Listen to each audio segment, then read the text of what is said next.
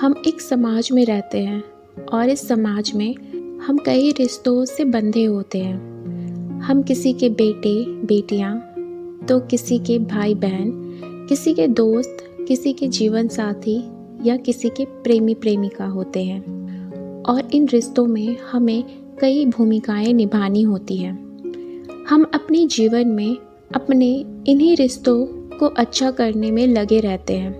हम हमेशा यही चाहते हैं कि हम जितना हो सके दूसरों की मदद करें और सबकी मदद भी करते हैं। जिस प्रकार हम दूसरों की मदद करते हैं, वहीं हम भी दूसरों से यही उम्मीद करते हैं कि हमारे बुरे वक्त में भी दूसरे वैसे ही करेंगे जैसा हमने उनके साथ किए थे।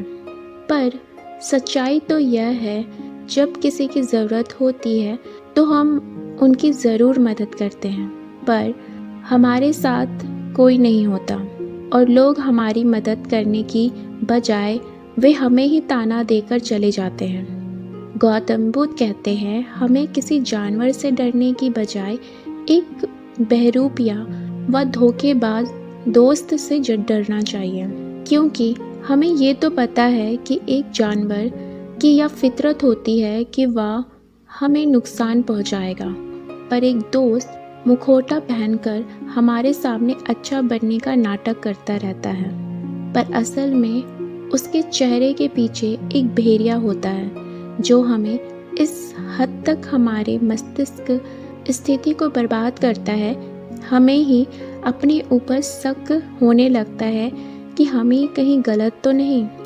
ऐसे दोस्त आपको कभी भी खुश नहीं देख सकते। ये सामने से जताते तो हैं कि ये आपके बारे में अच्छा सोचते हैं, पर असल में उनके मन में हमेशा आपको नीचा गिराने के बारे में ही सोचते रहते हैं। ये पूरी संसार ही फरेबी पर चल रही है। दूसरे हमारा इस्तेमाल करते हैं और हम भी किसी दूसरे के साथ वैसा ही करते हैं। आज की यह पूरी दुनिया इसी पर चल रही है। इस संसार में कोई भी अपना नहीं, यहाँ तक कि अपने माता पिता भी नहीं। यह बात हमें सुनने में भले ही अजीब लगे, पर सच्चाई यही है कि आज के समय में कोई भी किसी का नहीं।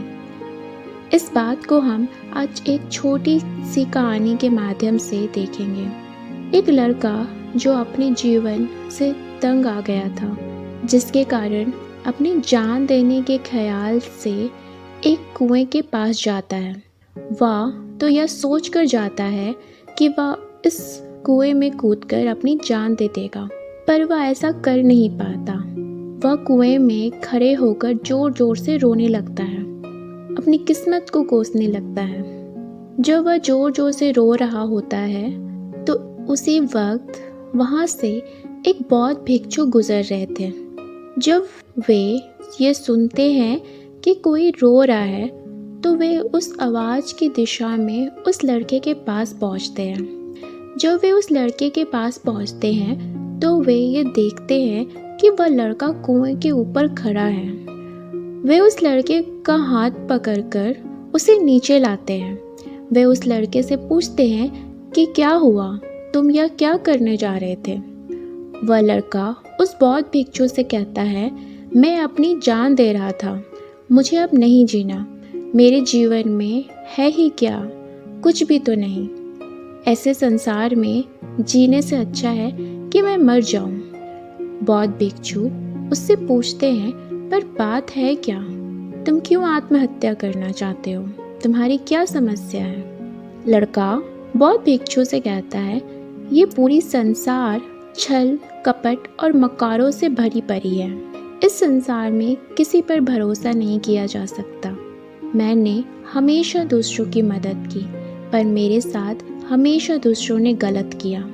दूसरों की बात होती तो मैं समझ भी जाता, पर मेरे तो अपने ही घर वालों ने भी मुझे धोखा दिया।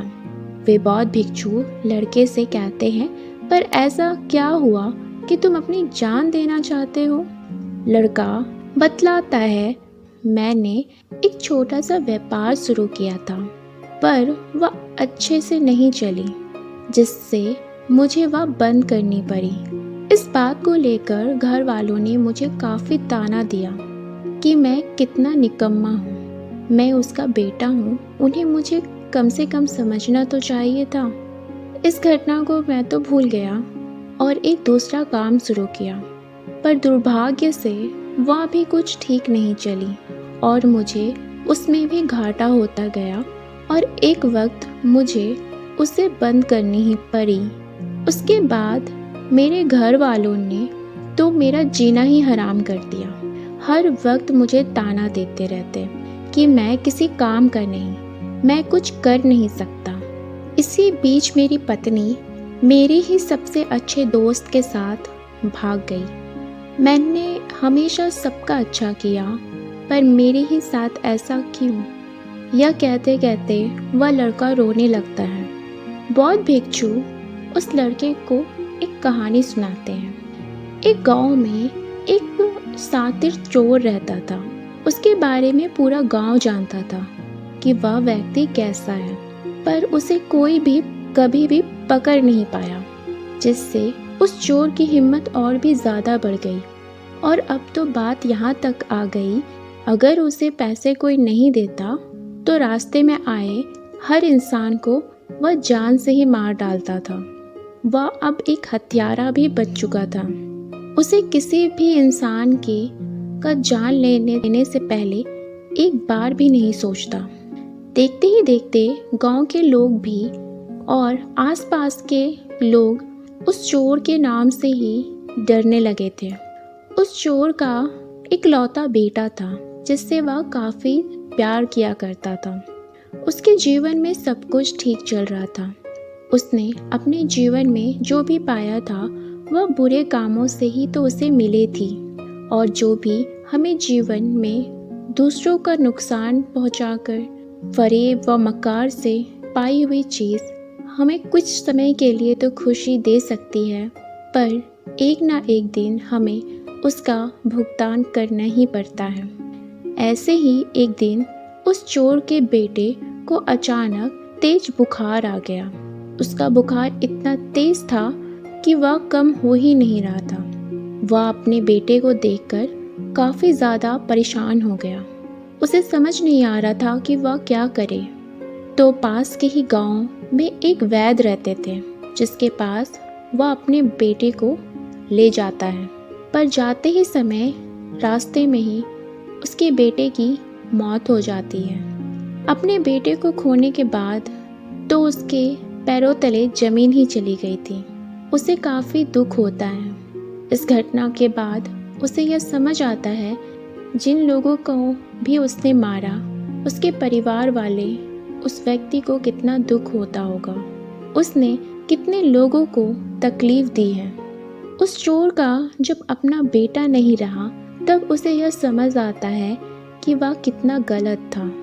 उसने कभी भी इस बात का भय नहीं माना कि वह जो भी कर रहा है वह कितना गलत है।